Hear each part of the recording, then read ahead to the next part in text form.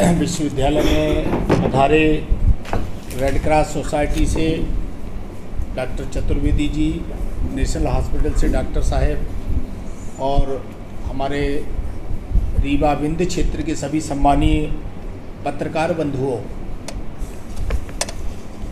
विश्वविद्यालय समय समय पर शैक्षणिक गतिविधियों के अलावा विद्यार्थियों के और आसपास रह रहे नागरिकों के लिए भी कई प्रकार की सुविधाएं और कार्यक्रम आयोजित करता रहता है।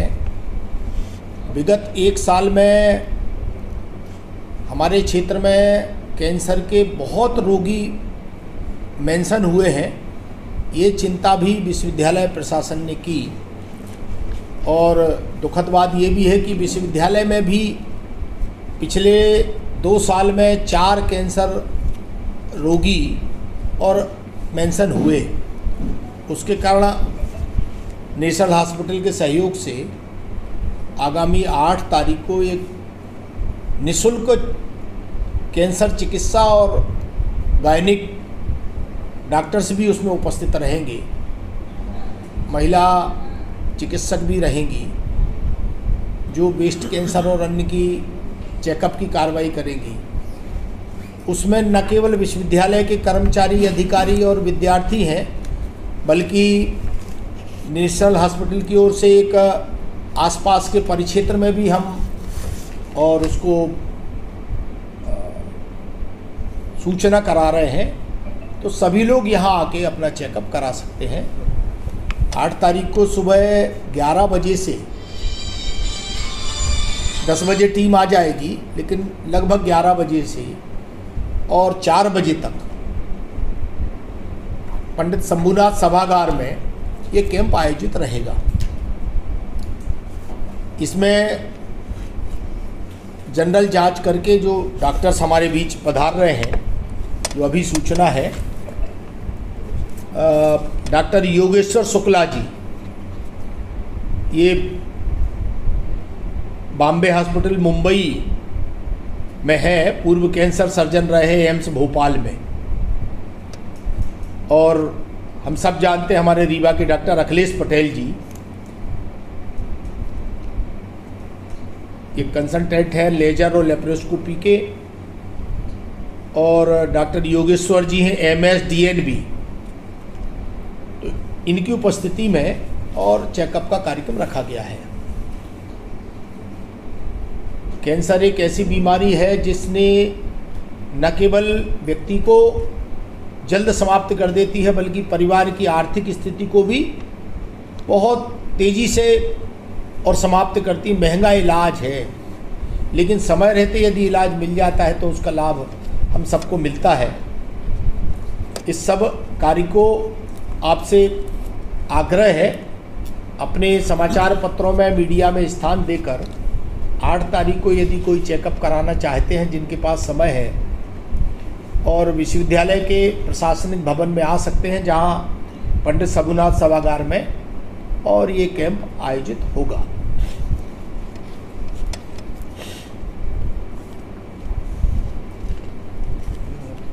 मैं बहुत विनम्रता से आपको धन्यवाद देना चाहता हूं कि विश्वविद्यालय में अभी गत दिनों नेक इंस्पेक्शन हुआ था, तो नेक इंस्पेक्शन के समय सब प्रकार का सहयोग और सहायता आप सबकी रही। विश्वविद्यालय प्रशासन ने और सारे विभागों ने, सारे टीचर्स ने, विद्यार्थियों ने मेहनत की। B++ विश्वविद्यालय को मिला, और विश्वविद्यालय की अन्य अच्छी बातों को भी आप छापते हैं। विनम्र आग्रह एक ही है कि कुछ समाचार जो आपको गंभीर प्रकृति के कभी मिलते हैं, तो एक बार हमारे मीडिया प्रभारी या कुल सचिव जी से ज़रूर आपको जानकारी लेना चाहिए और छापना चाहिए। तो विंध्य का आपका अपना विश्वविद्यालय है ये। कभी कभी कुछ बातें सच छप जाती, लेकिन कुछ बातें ऐसी भी छप जाती हैं जो कहीं ना कहीं और उनका सत्य वो नहीं होता जो समाचार में आ जाता है। उससे शिक्षा संस्थान को और कोई ना कोई उसकी छवि को नुकसान होता है। ऐसा भी आग्रह आप सबसे है। तो कैंप में ज़्यादा से ज़्यादा लोग लाभ ले सकें, और तत्संबंध में आपके बीच कोई बात हो तो आप रखें। सेवा के क्षेत्र में और विशेषकर स्वास्थ्य की सेवा के संदर्भ में निरंतर अपना काम करती आई है। उसी संदर्भ में नेशनल हॉस्पिटल के डॉक्टर अखिलेश पटेल जी से हमने आग्रह किया था, क्योंकि इसके पूर्व भी भारतीय रेड क्रॉस सोसाइटी और नेशनल हॉस्पिटल के सौजन्य से कैंसर के डिटेक्शन कैंप लग चुके हैं। उसमें बहुत सारे लोगों को लाभ मिला है। शुरू कर दो भाई। उसी सिलसिले में यह जो 8 तारीख को पंडित शंभूनाथ शुक्ल सभागार में इस शिविर का आयोजन है। तो हमारा न केवल विश्वविद्यालय का जो परिवार है, बल्कि विश्वविद्यालय के आसपास के भी जो लोग हैं, जो गांव हैं, वहां तक भी खबर पहुंचे, ज़िले तक खबर पहुंचे।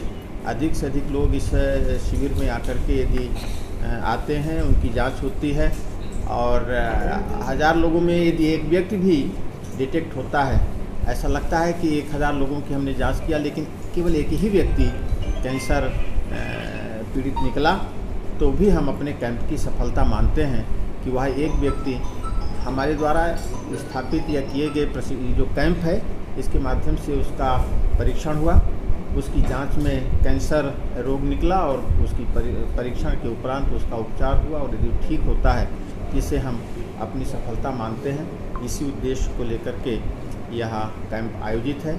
माननीय कुलपति जी ने यहाँ शहर से स्वीकृति दिया इस पूरे परिसर में। डॉक्टर योगेश्वर जी ने भोपाल से आने के लिए अपनी सहमति दी। अखिलेश जी का पूरा जो स्टाफ है और पूरे जो लोग हैं इसमें काम कर रहे हैं, हम भारतीय रेड क्रॉस सोसाइटी की ओर से आप सबका बहुत बहुत साधुवाद और धन्यवाद ज्ञापित करते हैं। माध्यम से जो जानकारी जाएगी उससे जितने अधिक लोग आकर के इस शिविर का लाभ उठाएंगे, हमारी सफलता की श्रेणी हम उतनी ही अच्छी मानेंगे। अधिक से अधिक लोग यहाँ आवें और उनका परीक्षण हो, क्योंकि हमारा जो क्षेत्र है इसमें तंबाकू खाने वाले लोग बहुत हैं। जब कभी टाटा मेमोरियल हॉस्पिटल में हम लोग जाते हैं और देखते हैं तो उसमें 50-60% लोग इस रीवा और बेंद क्षेत्र के होते हैं। एक हमारा आग्रह यह है, हम हमेशा अपनी बात जब कभी रखते हैं तो हमारे यहाँ हमारे इस पूरे क्षेत्र में तंबाकू को हम लोगों ने सामाजिक मान्यता प्रदान किया हुआ है। घर में कोई व्यक्ति आता है तो उसको हम तंबाकू खिलाते हैं, खाते भी हैं और खिलाते भी हैं और सामाजिक रूप से उसे अच्छा मानते हैं, सेवा भाव मानते हैं। हम आपके माध्यम से इस चीज़ को भी समाज तक पहुंचाना चाहते हैं कि तंबाकू को जो सामाजिक मान्यता प्राप्त है, उसके दोष और उसके अवगुण लोगों तक जाने चाहिए कि तंबाकू खाने से किस तरह से मुख के कैंसर होते हैं। वो व्यक्ति किस भयानक स्थिति में बिना पानी पिए, बिना खाना खाए तड़प के उसकी मृत्यु होती है। तो तंबाकू जहर है, उसके खाने से न केवल कैंसर बल्कि अन्य तरह की बीमारियां भी होती हैं। तो उससे भी हम अपने को दूर रखें, परहेज़ करें और तंबाकू को मिली हुई जो सामाजिक मान्यता है उसे हम कहीं न कहीं हम आप सब मिलकर उस मान्यता को समाप्त करवाएं। तो हमें लगता है कि यह हमारी सफलता के एक अगला चरण होगा, अगली सीढ़ी होगी।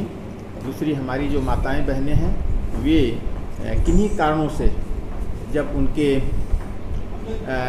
कैंसर होते हैं, उनके अंतरंगों में और संकोच से या किन्हीं कारणों से न वो बता पाती हैं, न उसके लिए कोई जांच परीक्षण ऐसा हो पाता है, तब उनके लिए भी यह एक जागरूकता के लिए भी और उनके सुरक्षा के लिए भी ये ऐसा अवसर आता है कि जहां हमारी महिला चिकित्सक और इस तरह की जांच दल के लोग आते हैं, तो महिलाओं की जांच करने में और उनसे बात करने में समझ करके सारी तकलीफ़ें जब उनके सामने आती हैं तो निश्चित रूप से वे जो